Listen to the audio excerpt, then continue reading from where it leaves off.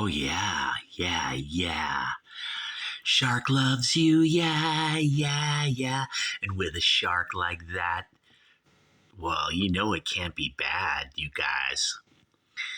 1-800-449-8255. The Sharkadoodle-Doo is on the air here on beautiful WABC New York radio at 8 a.m. on a Friday morning. The traffic is heavy out there, you guys. Watch out. You might get run over by a food delivery robot that's taking someone's job or something like that here on the Clark the Shark Show. And, back in the 60s, in the summer of love, there were no robots except on those cheesy shows, I don't know if there were robots on the Monkees or Gilligan's Island, but I know there were robots back in the 60s. But the robots then weren't political. The ones now, they actually want you to join them and become liberal robots. And I'm not even talking about the electronic artificial robots. I'm talking about the humans, us, we. We have joined the machines, and actually the machines are now us, and they want us to quit doing human things and, just be a happy robot. Well, the liberals want you to be not happy, miserable, but in a happy way. Me, Clark the Shark, I don't have many answers for all of you out there trying to navigate your way through the shark tricks.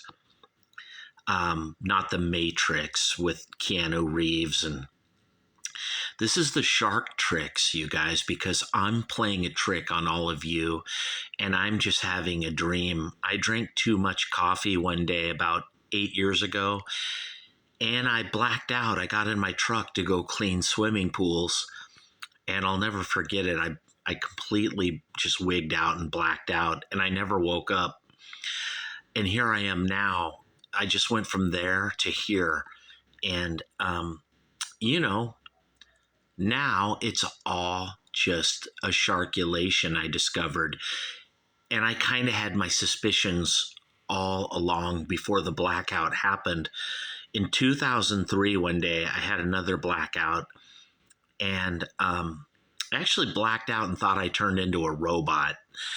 But then I came back to reality, only to realize that I had questions that maybe this all might be a simulation like Elon Musk says.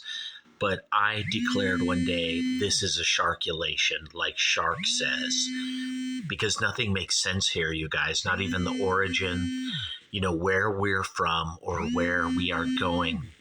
Some people are like, well, Shark, you got to have faith. And I'm like, if I was a millionaire and I drove a McLaren and I lived up in Beverly Hills, I might have faith then. But even then, I doubt I would. I would probably just be another rich, spoiled Hollywood liberal that doesn't believe in anything. But I believe in Moby Grape. This album from 1967, a debut album, you guys. And way back in 1967, they had liberals, but they were different. They were like love children, free love and love-ins, and girls offering sex, but they called it free love. And I could never figure out why they called it free love. And that's because, when you get married, you have to pay for everything, including the sex. Like, your wife will be miserable unless you give her money, and then she might give you sex, but you got to give her a fucking lot of money.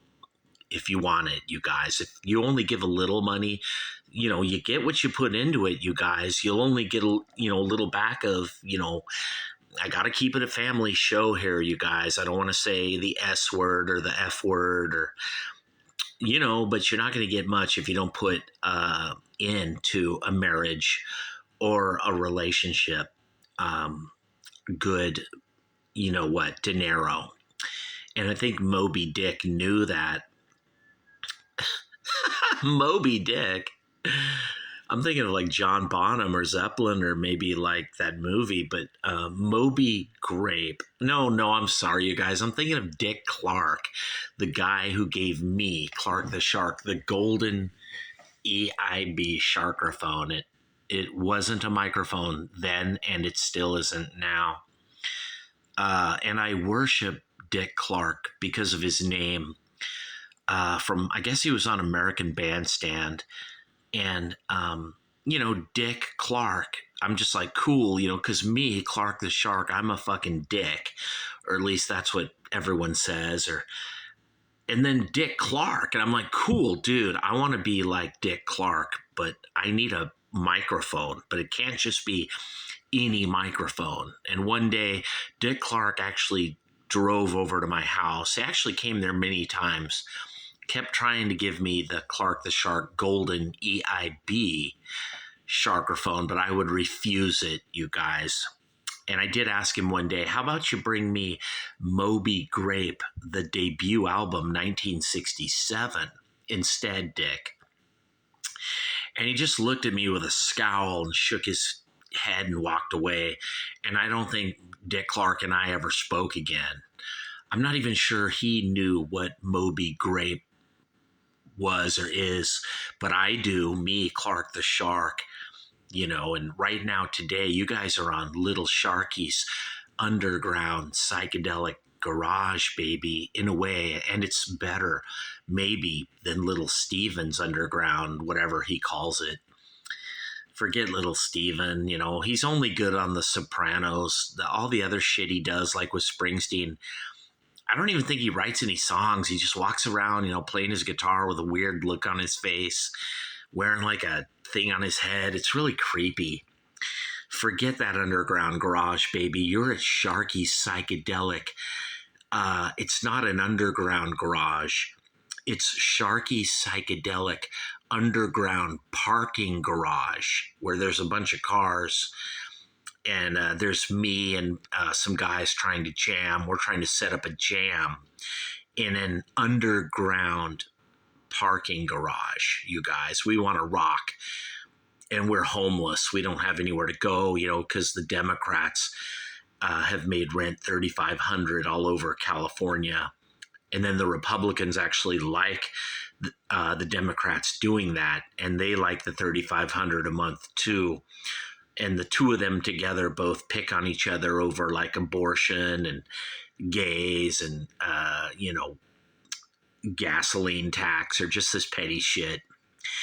But they're both in on the high rent and they never talk about that. And if you do talk about that taboo, everyone will think you're weird and they'll try to, make up rumors and lies about you. Because how dare you talk about the rent? Inflation controls rent, Sharky. It's the free market, the demand, supply and demand. Clark the Shark, 1-800-449-8255. Let the free market decide. Actually, after all, that's what Mark Levin, Sean Hannity, Tucker Carlson would all say. Maybe even Bill O'Reilly. They'd be like, well, Clark, they don't build enough buildings. And, the free market says 8-9 people living together is good. They'll all have jobs, Shark, working at Carl's Jr. and 7-Eleven and driving with a driver's license given to them by the Democrats. Oh, and also by the Republicans, too. 1-800-449-8255. That's right. So, Sharky, you can just jam in an underground psychedelic garage with a bunch of weirdos you don't even know. And if you don't like it, you can go back to your tent down on Venice Beach or Skid Row or somewhere. Even if I don't even know if they let people be in tents now anymore.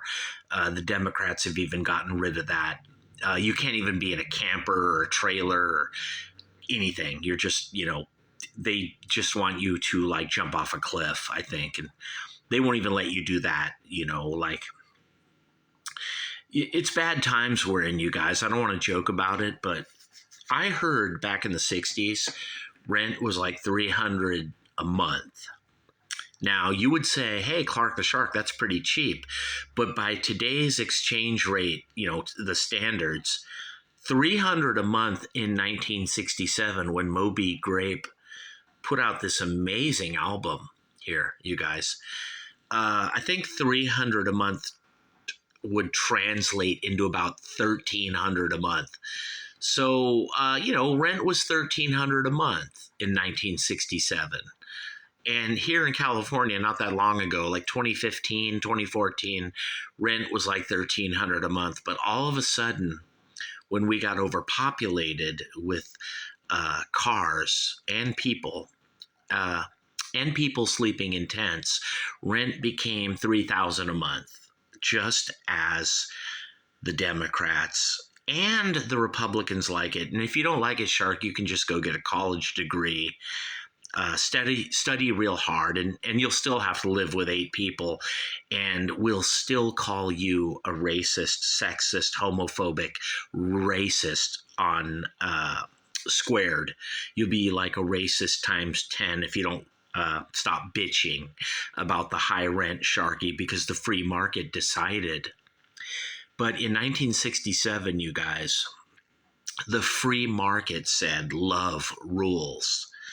And I think Moby Grape, they kind of knew it. This is a bluesy band, you guys. Heavy, bluesy. It is psychedelic. It is psychedelic rock and psychedelic pop. But there's this tough, kick-ass thing about this album that was recorded for just $11,000. Now that would translate to about $100,000 today, you guys. Moby Grape, man, I love this band. When I hear these songs, I like this more than the Jefferson Airplane or Country Joe and the Fish or The Dead or, all kinds of stuff. It's really fucking killer. And I'm glad they only spent $11,000 to record it, because any more, it might have sucked or something. I doubt it. It's hard.